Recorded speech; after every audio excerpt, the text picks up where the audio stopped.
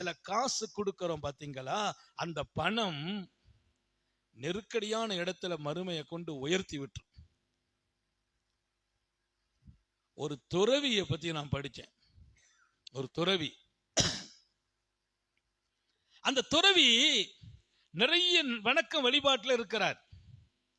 அவங்களுக்கெல்லாம் அந்த உலகம் எல்லாம் தெரியாது, அப்படியே காடே கதியன்னு போயிடுறாரு. அப்படி இருந்த ஒரு திடீரென்று அந்த வெளியில வந்து நின்று அந்த பசுமையான பகுதிகளை எல்லாம் ஒரு பார்வை பார்க்கிறார். கண்ணை தூக்கி பார்த்தாலும் ஆபத்து தான். சில நேரத்தில் கண்ணை அப்படியே சுருக்கி வச்சுக்கிற காலம் வேற, தூக்கி பார்க்கிற காலம் வேற. அல்லாஹ் சொல்றான் பாத்தீங்களா, ஒலா தமுத்தன்ன ஐநைக்கலா மாமத்தானா பி அஸ்வாஜா. சில பேருக்கு நம்ம செழிப்பான வாழ்க்கையை கொடுத்துருக்கோம், அங்க உங்க கண்ணை தூக்கி பார்த்துறாதீங்கிறான். எங்க பார்த்தா என்ன இருக்கு? செழிப்பான வாழ்க்கையை கொடுத்த மக்களை நீ கண்ணை தூக்கி பார்த்துறாதங்கிறான். ஏன் பார்த்துட்டேன்னா, நம்ம இப்படி இருக்கிறோமே, அவர் அப்படி இருக்கிறாரு, அவருக்கு ஏக்கம் வந்துடும், பொறாம வந்துடும், நம்ம அப்படி போகணும்னு இந்த லைஃபை விட்டுட்டு அந்த லைஃபை தேட ஆரம்பிச்சிருவோம். அந்த லைஃப் அவருக்கு தான், அந்த லைஃப் உனக்கு இல்லை.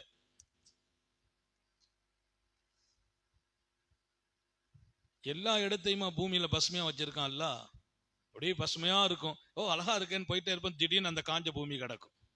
இந்த பூமிக்கு பசுமை, அந்த பூமிக்கு காஞ்சது. அதுதான் அல்லாஹ்வுடைய ஏற்பாடு. அது நிறைய பேருக்கு என்ன ஆசைனா, இன்னைக்கு வியாபாரம் ஆரம்பிக்க நாளைக்கு பணக்காரன் ஆயிடணும். ரொம்ப சிம்பிளா பெரிய இடத்துக்கு வரணும். இன்னைக்கு வியாபாரத்தை துவக்குனா நாளைக்கு பணக்காரன் ஆகணும். அது சாத்தியம் இல்லைங்கிறேன். அது அது உழைப்பை தாண்டிய ஒரு காரியம். சிறுக சிறுக சிறுக சிறுதுளி பெருவெல்லம் என்றான். சிறுதுளி பெருவெல்லம். எங்க தகப்பனார் வியாபாரம் பண்ணாங்க, சின்ன சின்ன வியாபாரம். வாழைப்பழ கடை தான் வச்சிருந்தாங்க. அந்த பழம் 1 விற்கும், 2 விற்கும், 3 விற்கும், அப்படி இந்த சோப்பு விற்கும். இப்படிதான் அது அந்தக்குள்ள வியாபாரம். அதுல 50 கிடைக்கும், 100 கிடைக்கும். அந்த பணம் வச்சுதான் வீட்டை கட்டினது, பிள்ளைகளை கட்டினது, நிக்காஹ் முடிச்சது, அதை செய்தது, எல்லாம் டோட்டல் அவ்வளவு பேரையும் உருவாக்குனது. எங்களுடைய வருமானமே இல்லை, எல்லாமே தகப்பனாருடைய வருமானம். சின்ன கடையிலிருந்து அந்த தியாகத்துல ஜெயிச்சாங்க. அல்லாஹ் எல்லாருக்கும் தௌஃபீக் செய்வானா. இன்னைக்கெல்லாம் நிறைய பேருடைய மனநிலை எப்படின்னா, இன்னைக்கு நம்ம ஒரு தொழில் ஆரம்பிச்சோம்னா நாளைக்கு பணக்காரன் ஆகணும். அது அல்லாஹ்வுடைய சுன்னத்து இல்லைங்கிறான். அதனாலதான் உன்னை விட வளமான வாழ்க்கையை ஆற்ற கொடுத்துட்டோமோ அங்க உன் கண்ணை தூக்காதேங்கிறான். குர்ஆனுடைய வார்த்தை, வலா தமுத்தன்ன ஐனை இலா மா மத்தானா பி அஸ்வாஜா. நாம வகை வகையான வாழ்க்கையை சில பேர்ட்ட கொடுத்துருக்கோம். அவரை நீ கண்ணை திறந்து பார்த்துட்டேன்னா நீ ஆசைப்படும், நம்ம அப்படி போகணும். உடனே அந்த முயற்சி எடுத்து அங்க போக பார்ப்ப. அந்த லைஃப் அவருக்கு, அந்த லைஃப் உனக்கு அல்ல. நீ அங்க போய் ஏமாந்துட்டு வந்துருவ, அல்லது மனமுடைந்து வருவாய். குர்ஆன்ங்கிறது ஒரு அழகிய வழிகாட்டு. அல்லாஹ்ட்ட கேட்கணும், எனக்கு உயர்நிலையை கொடு, வாழ்வாதாரத்தை கொடு, வளத்தை கொடு, நிறைவை கொடு, கேட்டுக்கிட்டே இருக்கணும்.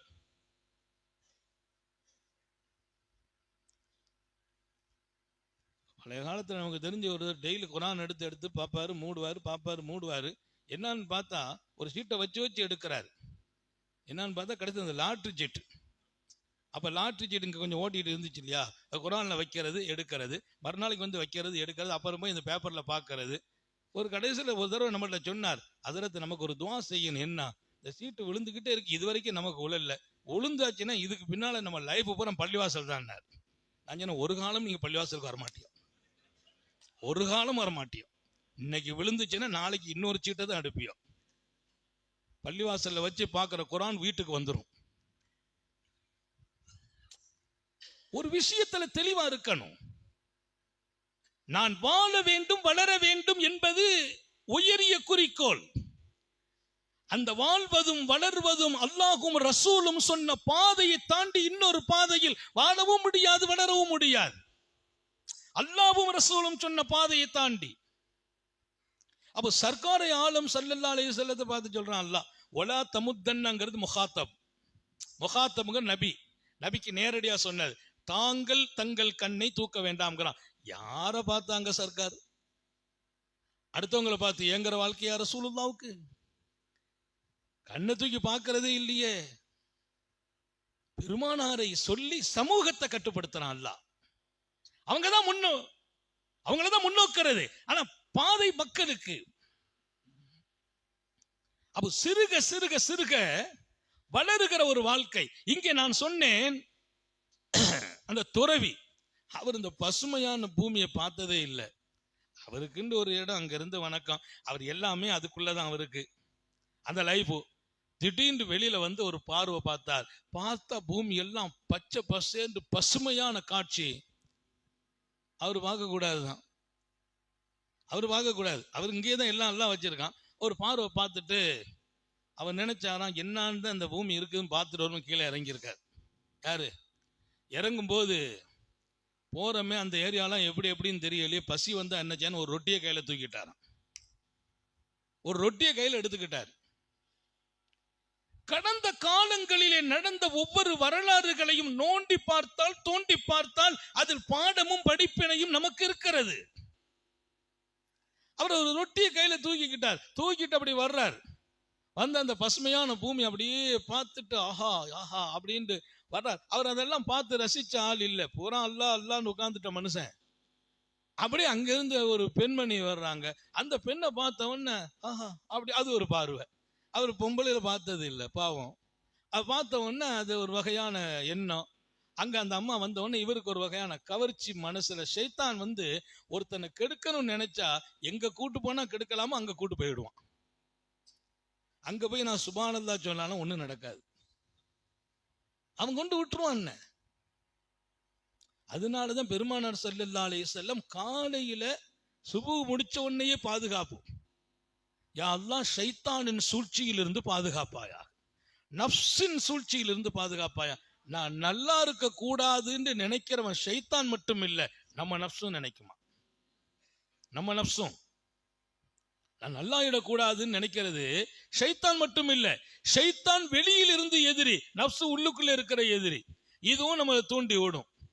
போய் பார்த்துட்டு வாங்க, பார்க்கறது என்ன தப்பா, அப்படிதானே, அதானே மெதுவா கொண்டு போகும். அந்த பெண்ணை பார்த்தவொன்னு ஒரு வகையான கவர்ச்சியாக இப்படிதான் நிறைய பேர் விழுந்துட்டாங்க. இன்னைக்கெல்லாம் நிறைய இளைஞர்களை பார்த்தீங்கன்னா கலாசை எடுத்தாலும் கலாசில ஏதோ தண்ணி தெரியல, ஏதோ முகம் தெரியுது, விழுந்துட்டாங்க. நான் பையங்களுக்கு சொல்றேன், வாழ்க்கைய நஃப்ஸ என்றைக்கும் ஜெயிக்க விட்டுறாதீங்க. வாழ்க்கையில ஜெயிக்கணுமா நஃப்ஸ் தோக்கணும். வாழ்க்கையில ஜெயிக்கணும், நஃப்ஸ் தோக்கணும். ஆசைகள் அழிந்தால் நீங்க ஜெயிக்கிறீங்க, ஆசைகள் மிகைத்தால் நம்ம வீழ்கிறோம். நம்ம தாயினுடைய சொல்லுக்கு மதிப்பு இருக்காது, அத்தா சொல்லுக்கு மதிப்பு இல்லை, அண்ணன் சொல்லுக்கு மதிப்பு இல்லை, தங்கச்சி சொல்லுக்கு மதிப்பு இல்லை. எல்லாரும் சொல்லுவாங்க எப்ப நம்ம குடும்பம் என்ன, கண்ணியம் என்ன, பாரம்பரியம் என்ன, இந்த மாதிரி போயிட்டியப்பா, இதெல்லாம் பேசக்கூடாது. என் லைஃப்பை நான் தான் தேர்ந்தெடுப்பேன், முடிஞ்சு போச்சு. காலமெல்லாம் வச்சிருந்த அன்பு வாசம் எல்லாம் தூர போயிடும். எதனால? நஃப்ஸுக்கு இடம் கொடுத்ததாலே. அதனால இந்த காதல் கத்திரிக்காய் எல்லாம் கொஞ்ச நாளைக்கு தூரம் வச்சிடணும், லைஃப் அழகாக்கணும். படிக்கிற காலத்தில் கல்வி காலம், அது அதிலே ஒரு பெரிய தியாகம். சம்பாதிக்கிற காலம் தொழில்துறை சார்ந்த காலம், அதிலே முன்னேறுவதற்கான வழி. இந்த எல்லா காலத்திலும் மறக்க கூடாத இடத்தில் அல்லாஹ்வை கொண்டு வைக்கணும். நீங்க சருக மாட்டீர்கள். அல்லாஹ் கொண்டு வச்ச சருவீர்களா?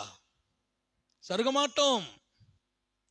அவர் அப்படி வந்தார், அந்த பெண்ணை பார்த்தார், ஒரு வகையான பரபரப்பாயிட்டார், அப்படியே ஒரு வகையான மனநிலை. அந்த பொண்ணு அப்படி நின்றுடா. பொதுவா ஷைத்தான் அந்த சூழ்நிலையை அமைச்சு கொடுத்துருவான். தவறு நடந்து போச்சு, பாவம். அல்லாஹ் மறக்காத மனிதர், அவர் வேறுக்கே துறவியா வாழ்ந்தவர். ஹசமா வந்து பசுமையான இடத்தை பார்த்துட்டு அவர் விழுந்துட்டார். அந்த பெண்ணோடு வாழ்க்கை தவறான நிலை. இந்த நிலைமையில அல்லாஹ் இஸ்ராயல்கிட்ட சொல்றான், அவரு டைம் முடிஞ்சிட்டுப்பான், ஆளை தூக்குண்டான். டைம் எங்க வச்சு முடியுது பாருங்க. சுஜூதுல மௌத்தாகணும்னு நேத்து ஒருத்தர் துவா கேட்டாருன்னு சொன்னோம். இந்த மனுஷன் அங்க இருக்க வேண்டிய துறவியா இருக்க வேண்டிய மனுஷன் இங்க வந்து மௌத்தா போறார். பசுமையான பூமிக்கு ஆசைப்பட்டதுல அங்க வச்சு மௌத். இந்த நிலைமையில என்ன அப்படின்னா, அந்த டைம் முடியுது, அந்த பொம்பளை தப்பு பண்ணாங்க, அது முடிஞ்சு போயிட்டு அதுக்கு பின்னால இந்த மனுஷன் அப்படியே ஒரு மாதிரியா கிடக்கிறார். அந்த வழியா இன்னொருத்தர் போய் எப்பா பசியோட போறேன்னாரு, அந்த ரொட்டியை தூக்கி கையில கொடுத்துட்டார். இவர் துறவி தானே, தான் சாப்பிட தான் கொண்டு வந்தார், ரொட்டியை தூக்கி அவர் கையில கொடுத்துட்டார். இந்த ரெண்டு வேலையும் நடந்திருக்கு, தப்பும் நடந்திருக்கு, சதக்காவும் நடந்திருக்கு. தப்பும் நடந்திருக்கு, சதக்காவும் நடந்திருக்கு. ரூஹு பிரிஞ்சிட்டு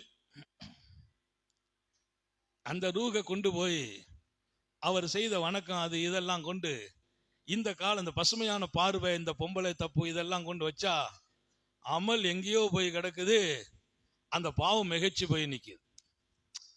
அதாவது நபிமார்கள் எல்லாம் கேட்ட ஒரு துவா என்னன்னா, தவஃபனி முஸ்லிமன், நபியாக வாழ்ந்துட்டோம், அல்லாஹ் மௌத்தா போற போது முஸ்லிமா மௌத்தா போகான்.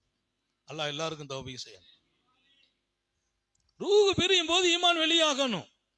தவஃபனி முஸ்லிமன் வால்ஹிக்னி பிஸ்ஸாலிஹீன். யூசுப் நபி கேட்டாங்களாம், யாரு? பேரரசர், பேரரசர் யூசுப் அலைஹிஸ்ஸலாம்.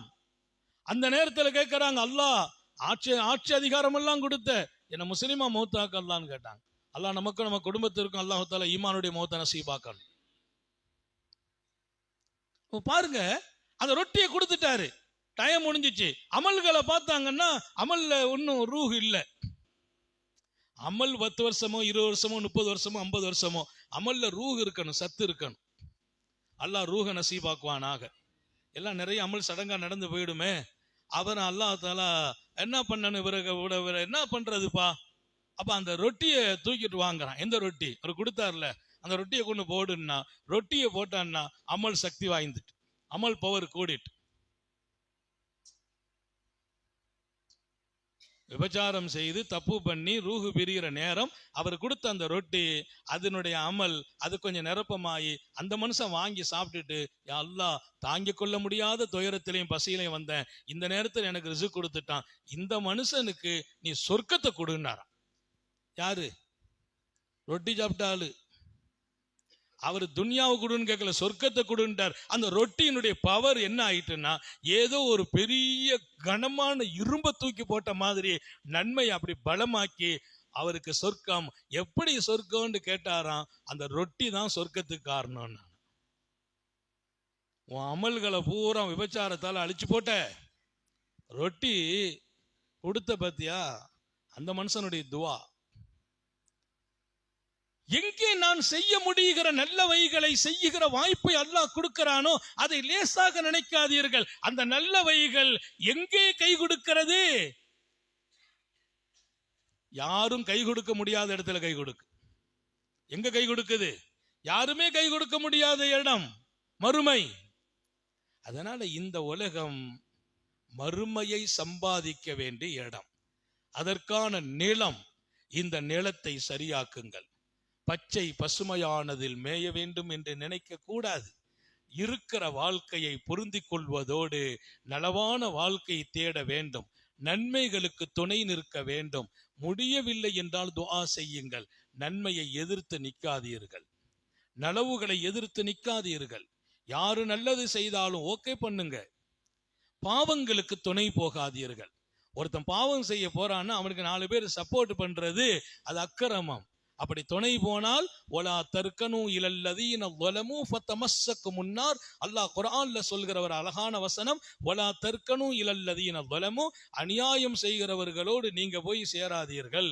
இந்த ஆயத்தை மட்டும் சொல்லி முடிக்கிறேன். ஒலா தர்கனு இலல்லதீன ஸலமு, அநியாயம் செய்கிறவர்களோடு நீங்க போய் சேராதீர்கள். அவன் அநியாயம் பண்றான் நல்லா தெரியுது. அநியாயக்காரனுக்கு சப்போர்ட்டா போய் நீங்க நின்றீங்களானால் முன்னாருங்கிறான். ஒலா தர்கனு இலல்லதீன ஸலமு, அநியாயம் செய்தவர்களோடு நீங்க போய் சப்போர்ட் பண்ணீங்கன்னா, அந்த தீமைக்கு துணை நின்றீர்கள் என்றால் உங்களை நரகம் தொட்டுவிடும். முன்னார், நரகம் தான் உங்களுக்குங்கிறான் அல்லாஹ். அநியாயம் செய்யல, நீங்க அநியாயம் செய்யறவனுக்கு துணை போனீங்க. அவன் தப்பு பண்றான், அவன் தப்புக்கு எல்லாரும் வாங்க வாங்கங்கிறான். இன்னும் சேர்ந்து உட்கார்ந்து அந்த மசூரால போய் உட்கார்ந்து வச்சுக்கவன், உனக்கும் சேர்த்து நரகங்கிறான் அல்லாஹ். எச்சரிக்கையா இருக்கான். இந்த உலகத்தை நல்லாக பயன்படுத்துங்கள், தீமைகளுக்கு கொண்டு போயிட வேண்டாம். பயனுள்ள காரியங்கள் ஆசிருமா யபகா அலாமா யஃபனா, பெருமானார் சொன்ன அழகான ஹதீஸ். நீங்கள் எது உங்களுக்கு அப்படியே தங்கி விடுமோ, தரிபாடாக ஆகிவிடுமோ, மறுமை வரைக்கும் உங்களை கொண்டு சேர்க்குமோ அதை தேர்ந்தெடுங்கள். எதை விட தேர்ந்தெடுங்கள்? அலாமா யஃபுனா, எது அழிந்து போகுமோ அதிலே முயற்சியை விட்டுவிட்டு எது நீடிக்குமோ தங்குமோ அதில் முயற்சி செய்யுங்கள், அதை தேர்ந்தெடுங்கள்ங்கிறான். அப்ப நான் தேர்ந்தெடுக்கிற காரியம் அது தங்கணும், நாளைக்கு வரைக்கும் கொண்டு சேர்க்கணும். அல்லாஹ் உங்களுக்கு எனக்கும் தௌஃபீக் செய்வானா. உலகத்தை சரியாக பயன்படுத்துவோம். உலகம் என்று வேண்டாம்லாம் சொல்லல, உலகத்தை கொண்டே மறுமை, இதுல இருந்துதான் மறுமையை சம்பாதிக்கணும். இதுல வீழ்ந்தவர்களின் பட்டியலில் என் பெயர் வரக்கூடாது. இதுல வாழ்ந்தவர்களும் வென்றவர்களும் நானும் ஒருவனாக இருக்க வேண்டும். அல்லாஹ் நம்ம எல்லாருக்கும் தௌஃபீக் செய்வானா, பொருந்திக் கொள்வானாக, சோதனைகள்ல இருந்து பாதுகாப்பானா, கெட்ட முடிவுகள்ல இருந்து பாதுகாப்பானா, நீண்ட நெடிய நாட்கள் நோய் நொடிகள் இல்லாமல் உடல் ஆரோக்கியத்தோடு மன நிறைவோடு இன்பத்தோடு அல்லாஹுவை நின்று வணங்கி வழிபட்டு வாழும் நசீபையும் பாக்கியத்தையும் எல்லாம் அல்ல அல்லாஹ் உங்களுக்கும் எனக்கும், நம்மை ஈன்றெடுத்த தாய் தந்தையர்களுக்கும், நமது மனைவி மக்கள் உற்றார் உறவினர் யாவருக்கும் கொடுத்தருள் புரிவானாக. நமது உயிரினும் மேலான கண்மணி காத்தமுன் நபியின் சர்க்காரை ஆலம் சுந்தர நபிகள் ஸல்லல்லாஹு அலைஹி வஸல்லம் அவர்களை கனவிலும் நனவிலும் கண்டுகளிக்கும் பெரும் பாக்கியத்தை அல்லாஹ் நம் எல்லோருக்கும் கொடுத்தருள் புரிவானாக.